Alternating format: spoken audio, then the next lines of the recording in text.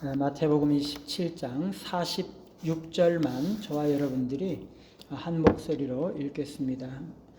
46절입니다.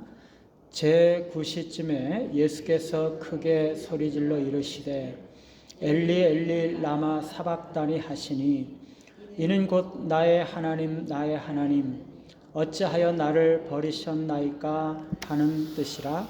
아멘. 버림받으심이라는 제목으로 말씀을 드립니다.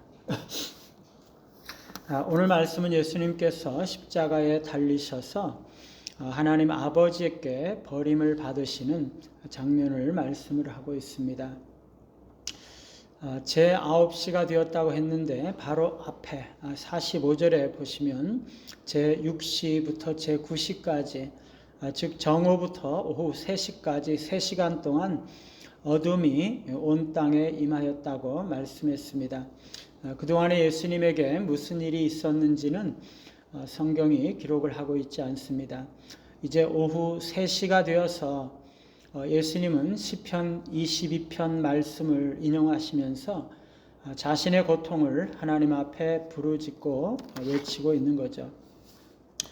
엘리 엘리 라마 사박다니, 이것은 나의 하나님 나의 하나님 어찌하여 나를 버리셨나이까 하는 뜻이거든요.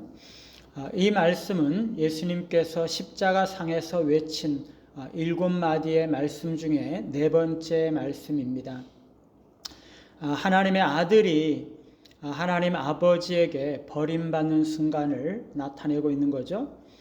앞절에 있었던 그 어둠이 오늘 지금 이 예수님께서 버림받음의 외침을 부르짖고 있는 그것과 밀접한 관련이 있는 거죠. 어둠은 여기서 고통을 상징할 수 있는 거죠. 버림받는 그 고통을 이 45절과 6절을 연결할 때 그렇게 볼 수가 있는 것입니다. 성자 예수님께서 버림을 받았다는 것은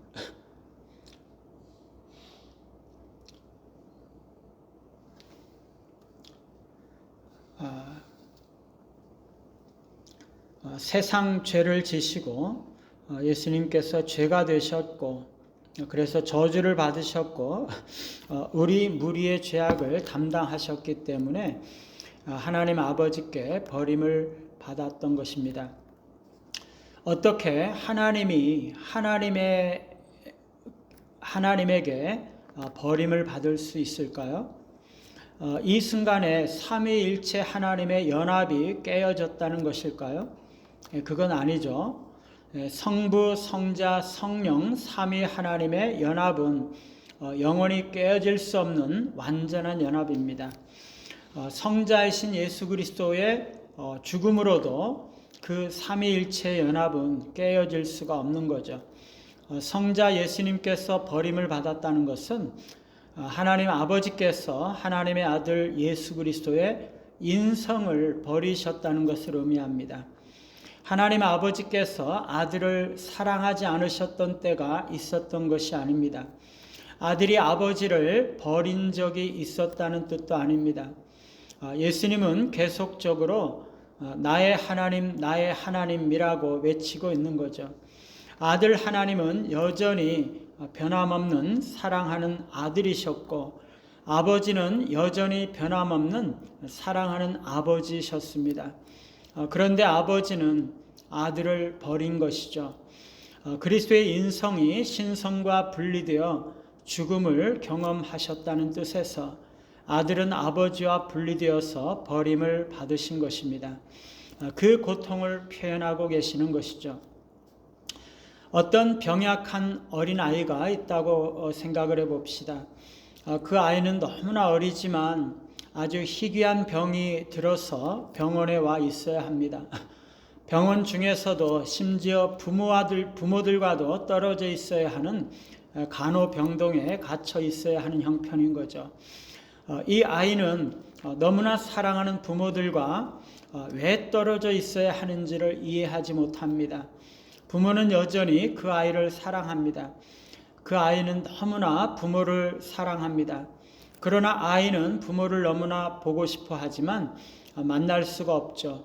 부모가 왜 나를 만나주지 않는 것인지, 왜 나를 찾아와 주시지 않는 것인지, 왜 나를 버리는 것인지 그 아이는 이해할 수가 없는 것입니다. 오늘 그리스도는 분명히 하나님 아버지를 가지고 있습니다. 여전히 사랑하는 아버지이신 것이 분명합니다. 그러나 그는 아버지를 만날 수도 없고 손을 뻗어서 만질 수도 없고 하나님 아버지를 향해서 외쳐보지만 아버지 하나님은 응답하지 않습니다. 우리 인생은 만남과 헤어짐의 연속이죠. 인생의 한때 한 번 만나고 교제하던 자들은 많은 경우에 다른 일들로 인해서 다른 곳으로 이사를 가거나 그렇게 해서 만날 수가 없어도 그 관계는 지속이 됩니다. 떨어져서 지내야 하지만 언제든지 연락하면 다시 만날 수 있고 사정이 허락하면 다시 교제할 수도 있습니다. 그런데 어느 날 연락을 했더니 연락이 되지 않습니다. 나는 그 친구를 사랑하고 끝까지 최선을 다해서 사랑하고 섬겼다고 생각을 했는데 연락이 되지 않습니다. 끝까지 좋은 관계를 유지한다고 생각이 했는데 그것이 아니었던 거죠. 전화를 해도 전화를 받지 않습니다. 처음에는 바빠서 시간을 고르고 있겠거니 생각을 했는데 결국에 전화를 받지 않는 것을 보면서 결국에는 내가 배신을 당하고 버림을 받았구나, 그것을 깨닫는 것이죠. 내가 버림받았다는 것을 깨달았다는 그 순간 그 기분이 어떨까요? 단순한 친구 사이가 아니라 부부와 같은 사이라면, 아니면 부모와 자녀와 같은 사이라면 그 기분이 어떨까요? 결코 배신할 것이라고 기대할 수 없는 그런 관계였다고 생각했는데, 결코 깨어질 것이라고 깨어질 수 없을 것이라고 생각했던 그런 관계였는데 어느 순간에 그런 신뢰가 깨지고 관계가 깨지고, 그래서 더 이상 관계를 지속할 수 없는 깨어진 관계, 버림받은 관계라는 것을 발견할 때 너무나 실망스럽고 절망과 고통 속에 사로잡히게 될 것입니다. 오늘 예수님은 하나님 아버지와 결코 깨어질 수 없는 관계였는데 그 관계가 깨지고 결코 버림받을 수 없는 관계였는데 버림받고 있는 것입니다. 왜 그런 것입니까? 왜 하나님의 아들 그리스도께서 버림받으셔야 했던 거죠? 우리의 죄를 짊어지셨기 때문입니다. 불과 몇 시간 전만 하더라도 주님은 내가 혼자 있는 것이 아니라 아버지께서 나와 함께 계신다라고 제자들에게 말씀하셨습니다. 그런데 지금은 아버지께서 대답하지 않으시고 아들을 어둠과 저주 가운데 내버려 두시는 것이죠. 예수님은 우리의 죄를 인해서 우리의 죄의 문제를 해결하기 위해서 철저한 형벌을 받기 위해서 버림받으셔야 했던 것이죠. 그런데 우리는요, 우리가 사람들을 버릴 수도 있고 세상 사람들에게 버림받을 수도 있지만 우리 죄를 위해서 십자가에서 돌아가신 그리스도에게는 이제는 결코 버림을 받지 않는 것입니다.